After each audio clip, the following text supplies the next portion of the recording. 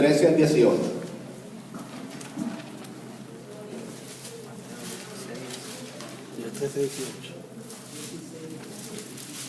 Mateo 16, del 13 al 18.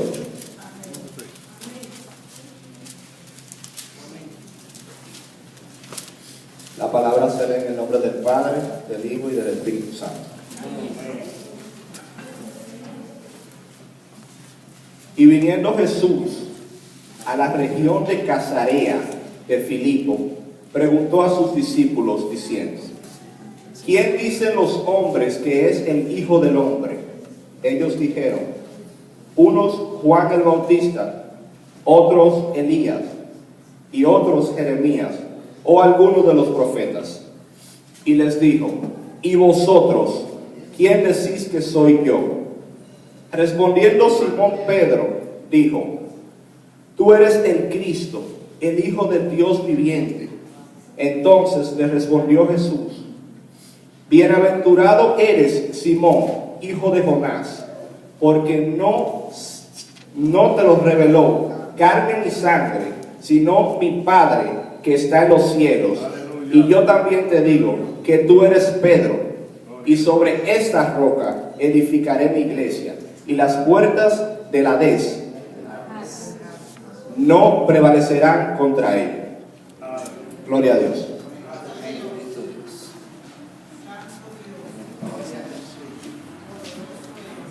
En este texto se trata bastante sobre el reconocimiento.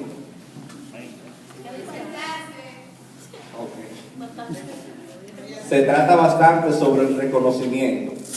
El reconocimiento es la acción de distinguir a una cosa, una persona, una institución o una institución entre las demás como consecuencia de sus características y rasgos.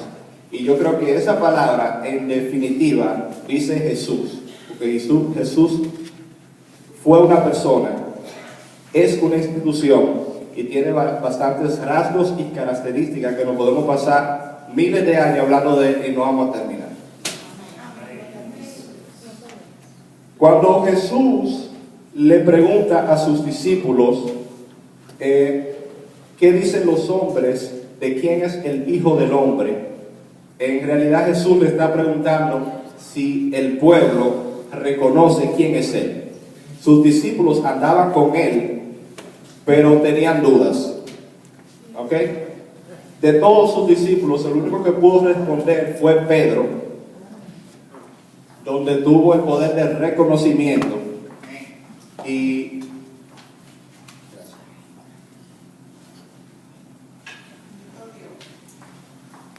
donde tuvo el poder del reconocimiento y admitió de que Jesús es el Hijo del Dios viviente.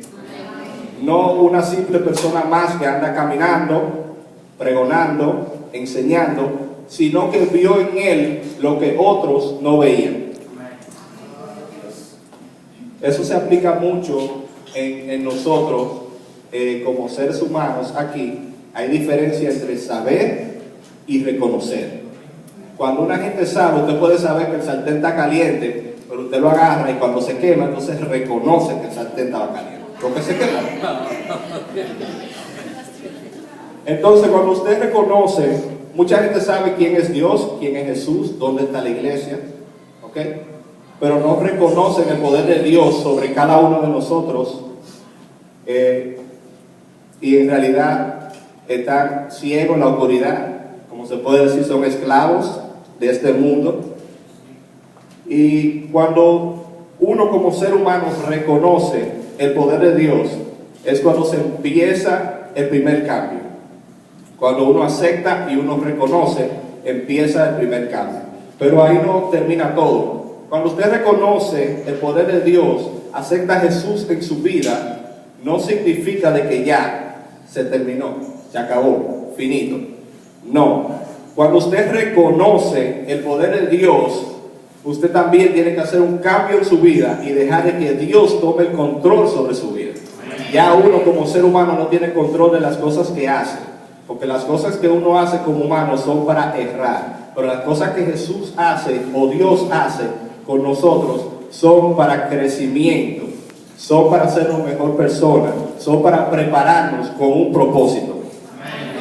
Cuando Jesús nos toma a cada uno de nosotros, nos toma con un propósito. Cuando Él nos mandó a este mundo, nos mandó con un propósito. Y como se puede decir, nos prepara para ser embajadores del reino. Así como el presidente de una nación manda embajadores a diferentes países del mundo para que representen esta nación, Jesús nos elige, nos prepara, nos hace crecer y nos manda como embajadores de su reino para que hablemos de su reino. Amén. Cuando Jesús toma el control sobre cada uno de nosotros, todo empieza a cambiar. Todo. No pensamos igual, no vestimos iguales.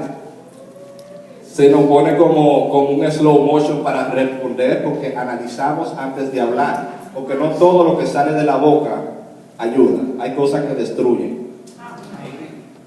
Y un pequeño testimonio que yo le quiero dar sobre esto fue cuando en el 2013, octubre, me vi desempleado y acepté a Dios, a Jesús, en mi corazón. Acepté a Dios y lo reconocí como mi Dios y Salvador, pero no dejé que Él tomara el control sobre mi vida. Y apretó la tuerca. Donde hubo un punto en el cual en mi casa se acabó todo lo de comer.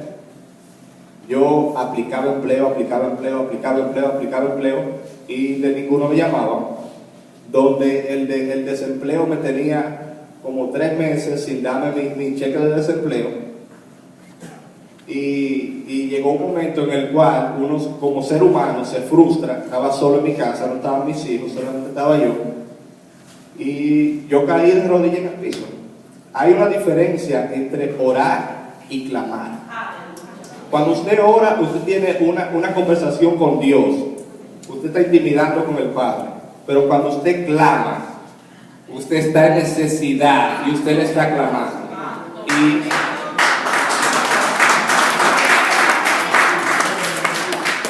Entonces cuando usted clama, ya usted no puede más. Como ser humano, como persona, usted llegó hasta donde podía llegar, donde lo humanamente posible lo lleva. Ahora empieza lo de Él. Para uno ver la mano de Dios obrar en uno tiene que dejar que Él tome el guía del carro y que Él conduzca. ¿Okay? Ese día me hinqué y le dije, aquí en esta casa se va a hacer tu voluntad. Le dije, aquí se va a hacer lo que tú digas. Si tú no quieres que nosotros comamos, no comemos. Si tú no quieres que yo trabaje, no trabajo. Si tú quieres que mis hijos se mueran de hambre, se van a morir de hambre. Pero aquí se va a hacer tu voluntad. En ese momento yo no le pedía a Él por trabajo. Yo no le pedía a Él por cheque. Yo no le pedía a Él por bienestar. Yo le dije a Él que aunque la cosa estuviera agria, apretada, mal, se iba a hacer su voluntad. Yo reconocí que Él es mi gobernador. En ese momento inmediatamente me puse de rodillas, hice una reverencia delante del Rey y acepté de que Él tiene el control sobre mi vida, mis hijos, mi esposa, mi familia y mi casa. Inmediatamente pasó eso, Dios empezó a trabajar. Inmediatamente yo me paré llorando, recibí una llamada telefónica del trabajo. Recibí otra llamada telefónica donde el dinero del desempleo de 3 meses entró de golpe al banco. En donde Dios me mostró desde ese día, si tú dejas que yo vaya delante de ti y te guíe, tú vas a llegar donde yo quiero que tú llegues.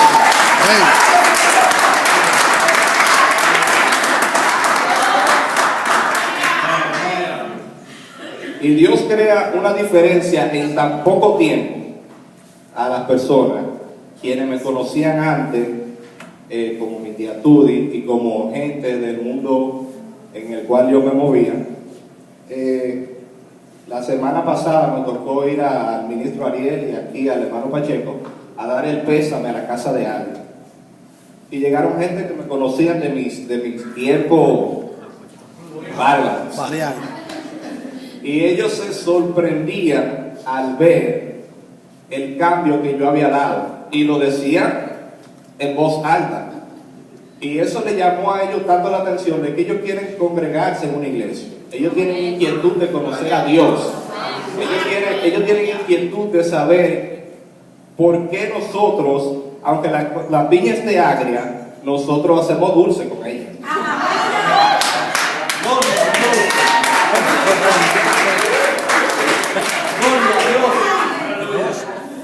Y en otro versículo de la Biblia, en Lucas 23, 39 al 43, cuando Jesús estaba crucificado, que estaba un ladrón al lado y otro ladrón al otro lado, uno le decía que si él era Dios, que bajara, se salvara y que lo salvara a él, pero que se salvara si él era el rey. Pero otro, en vez de hablarle a Jesús, le habla al otro y le dice que se callara, porque ellos sí merecían estar crucificados, pero Jesús no había hecho ningún daño. Y en ese momento, sin aceptarlo, sin orar, sin nada, simplemente le dice que cuando esté en su reino, se acuerde de él. En ese momento pasa otra vez el reconocimiento, donde ese señor que no conoció a Jesús, Jesús nunca le predicó, simplemente le dijo, acuérdate de mí cuando estés en tu reino. Simplemente por eso ese señor fue salvo, porque Jesús le dijo a él que cuando esté en el reino se iba a acordar de él. Y para terminar, es algo para que todo el mundo sepa. Cuando Jesús nos pone como dignatarios, como embajadores de su reino, a mí me tocó ir la semana pasada a la funeraria con el pastor Esteban Lora, y el funeral no era de cristianos. No era de cristianos. Y nosotros llegamos y ellos estaban haciendo sus rituales, que el rosario, que esto, que lo otro, y nosotros nos sentamos. El pastor me dice, César, aquí no hay un orden. Yo le dije, ministro, a nosotros nos llamaron y querían que viniéramos a orar. Nosotros vamos a orar. El pastor dice, yo no tengo problema con orar, pero yo me voy a parar ahí y nadie me va a poner atención. Yo le dije, ministro, vamos a aguantar un poco, que nos van a dar la oportunidad.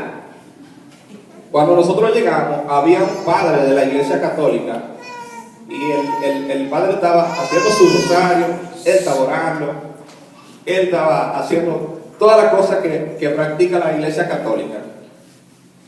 Y el pastor y yo nos dimos cuenta que mientras él estaba leyendo la Biblia, haciendo el rosario, la gente estaba como que estaban en un country club, en una reunión social, donde la única que estaba dolida era la madre, que estaba en el frente, pero después todo el mundo estaba muerto de la risa.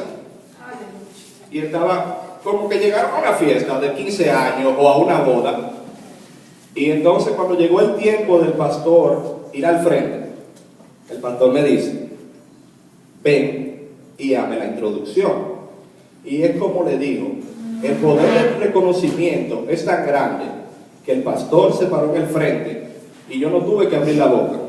Alguien le dijo a todo el mundo, palabras textuales, por favor, se sientan que va a hablar el pastor y va a orar por la familia, hagan silencio y bríndenle respeto. Y cuando estuvo el padre de la religión que ellos practican, que es la católica, nadie le puso atención. Y el pastor habló por 25 o 30 minutos y nadie habló. Nadie abrió su boca. Solamente el pastor se escuchaba hablar, leer la Biblia y predicarle a los vivos que estaban ahí. Inmediatamente salimos de ahí, más para adelante. Yo le ofrecí a la familia que se